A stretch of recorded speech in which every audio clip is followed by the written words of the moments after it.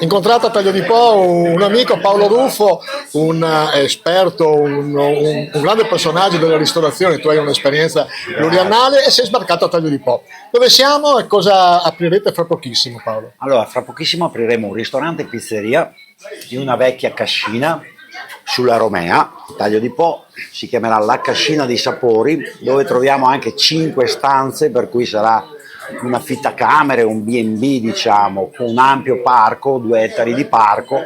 Ovviamente ci sono dei lavori in corso, stiamo sistemando un po' tutto, però a brevissimo apriremo il ristorante e pizzeria. Ecco, oggi stiamo seguendo un pochino una preapertura. Voi Sì, più una o meno presentazione. quando pensate di aprire Ma la ufficialmente? settimana, pensiamo la settimana di San Valentino, un po' prima di San Valentino, ecco.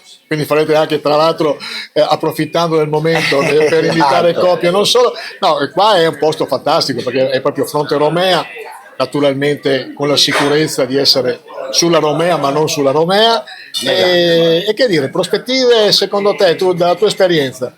Ma noi crediamo molto in questo posto, moltissimo, perché trasmette calore, trasmette voglia di stare insieme, voglia di questi posti che erano i posti di una volta, no? Per cui faremo anche probabilmente un menù dedicato a quelle che erano le tradizioni del territorio, le tradizioni nostre venete tradizionali, insomma, ecco.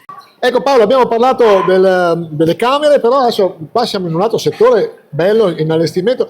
Ci fai strada? Assolutamente, guarda, questa è un'entrata che darà poi sull'estivo.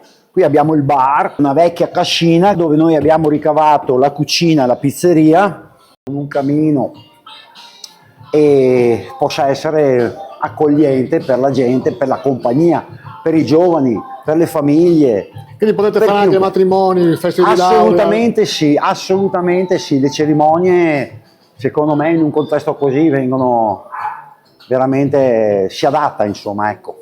Paolo Goldin col compagno Sandro ha dato in gestione questo stabile, voi avete fatto un investimento importante a Taglio di Po. Siamo soddisfatti di quello che abbiamo fatto e pensiamo che in collaborazione con Paolo Ruffo di andare avanti, di collaborare insieme e avere dei grandi risultati. Questo è quello che speriamo noi. In questo caso cosa si dice? Buona fortuna in culo alla balena. Secondo te da ristoratore cosa bisogna dire?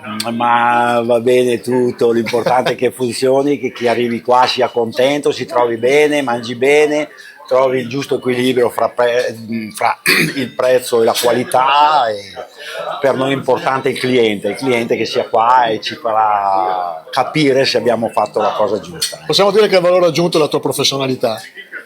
Io sarei contento di dire di sì, ma questo è un complimento che mi faranno poi, come lo stai facendo te, me lo faranno poi anche i clienti se ritengono, ma noi siamo pronti a questa sfida. Grazie Paolo. Grazie a te.